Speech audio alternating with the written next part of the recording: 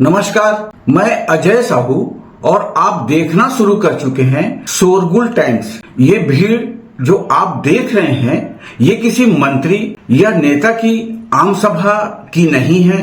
खासकर चुनाव के अवसर पर राजनीतिक दलों की आम सभा होती है। ऐसे मौके पर प्रमुख राजनीतिक दल कांग्रेस हो या भाजपा वोटर्स को रिझाने चुनावी आम सभा रखते हैं।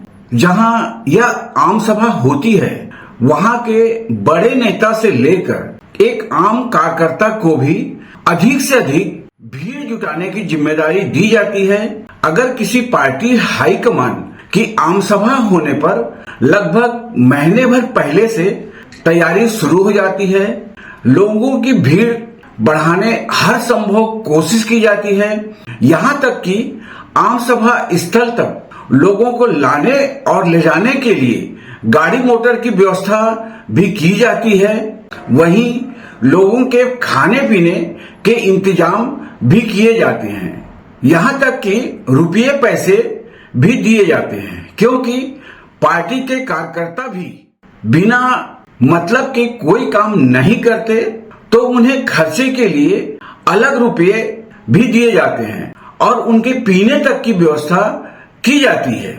बावजूद मुश्किल से 5 से 7 हजार लोग इकट्ठा हो गए तो बहुत है। शोरगुल टाइम्स ने आज अपने इस वीडियो में भीड़ का एक ऐसा नजारा दिखाने जा रहा है जिसे देखकर आपको एकाएक विश्वास नहीं होगा ये कैसे हो सकता है, लेकिन यह सच है। लोग अपने साधन से या फिर बस या ट्रेनों में अपने पैसे खर्च कर पहुंचते हैं। खास बात यह है कि आयोजन के 2-3 दिन पहले ही हजारों की संख्या में भीड़ जमा हो जाती है और आयोजन के दिन तक भीड़ लाखों में पहुंच जाती है। इस भीड़ में ऐसे हजारों लोग भी होते हैं जो जितने दिन का आयोजन है उतने दिन वही पंडाल में ही अपना डेरा जमा लेते हैं। इन लोगों पर मौसम का कोई भी असर नहीं होता।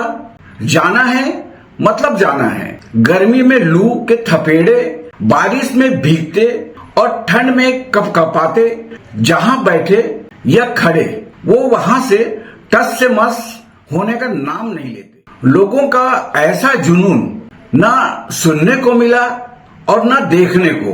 लोग जहां जगह मिले वहीं जमीन पर बैठ जाते हैं। खासकर बरसात के मौसम में झमाझम बारिश में भीगते और कीचड़ तक की परवाह नहीं करते। खासकर माता बहनों का उत्साह तो देखते ही बनता है। एक बात और जो गौर करने लायक है, जो लोग आयोजन में नहीं पहुंच पाते वे करीब 4 घंटे तक टीवी पर आने वाले चैनल से चिपके रह जाते हैं। खासकर महिलाएं टीवी चैनल को देखने सुनने के लिए घर का सारा काम कर लेती हैं और बहुत ज्यादा जरूरी हुआ तभी घर से बाहर कहीं जाती हैं।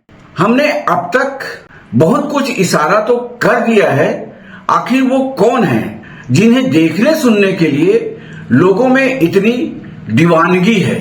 दरअसल ऐसी दीवानगी का नजारा 30 जुलाई को भिलाई में एक बार फिर देखने को मिल रहा है। इसकी चर्चा सिर्फ भिलाई में ही नहीं बल्कि पूरे देश में हो रही है। चलिए हम आपको बता ही देते हैं कि आखिर वो कौन। हम बात कर रहे हैं अंतर्राष्ट्रीय कथावाचक पंडित प्रदीप जी मिश्रा सीहोर वाले की। भिलाई के जयंती स्टेडियम के सामने वाले विशाल ग्राउंड में 30 जुलाई से 5 अगस्त तक 7 दिवसीय शिव महापुराण कथा आयोजित है। पंडित मिश्रा जी की कथा का आज पहला दिन था। कथा स्थल पर 5 विशाल डोम बनाए गए हैं। भिलाई में उनकी यह कथा चौथी बार हो रही है। कथा शुरू होने से 2-3 दिन पहले ही हजारों शिव भक्त पंडाल में ही अपना डेरा जमाए हुए हैं। कथा का समय दोपहर 1 से 4 बजे तक है। बोलबम सेवा समिति के महा शिवपुराण कथा आयोजन का यह दूसरा साल है। पिछले साल भी इसी सावन के महीने में पंडित प्रदीप जी मिश्रा की कथा इसी जयंती स्टेडियम के ग्राउंड में हुई थी। इस कथा आयोजन की तैयारी महीने भर पहले शुरू हो गई थी। इससे पहले पंडित मिश्रा जी की कथा की तारीख घोषित होते ही सिर्फ भिलाई ही नहीं, पूरे छत्तीसगढ़ में इसकी चर्चा शुरू हो गई थी। इस कथा को लेकर शिव भक्तों में उत्साह का अंदाजा इस बात से लगाया जा सकता है कि लोग कथा स्थल पर तैयारी को देखने हर दिन सैकड़ों की संख्या में पहुंच रहे थे और कथा शुरू होने का इंतजार भी कर रहे थे। 30 जुलाई को यानी आज शिव महापुराण कथा के पहले दिन ही सुबह 10 बजे से पूरे शहर का नजारा बदल गया था। जिधर देखो उधर खाली शिव भक्त ही नजर आ रहे थे।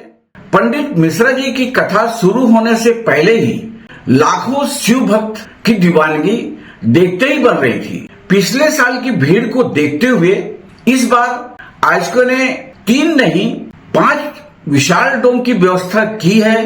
बावजूद कथा के पहले दिन ही सभा पंडाल ठसाठस भर गए थे। आयोजकों ने कथा सुनने आने वाले दीवानों के लिए खास इंतजाम किया है। इसके अलावा कथा स्थल पर सेवादारों की भी कोई कमी नहीं है। कथा के दिन बढ़ने के साथ ही शिव भक्तों में और इजाफा होने की पूरी संभावना है। कथा सुनने आने वाले लाखों भक्तों का नजारा देखकर बस इतना ही कहा जा सकता है कि भिलाई के लोगों को इस कलयुग में शिव युग का एहसास होने लगा है। आप अगर हमारे चैनल शोरगुल टाइम से अगर नहीं जुड़े हैं तो प्लीज चैनल को सब्सक्राइब और लाइक जरूर करें। नमस्कार, धन्यवाद।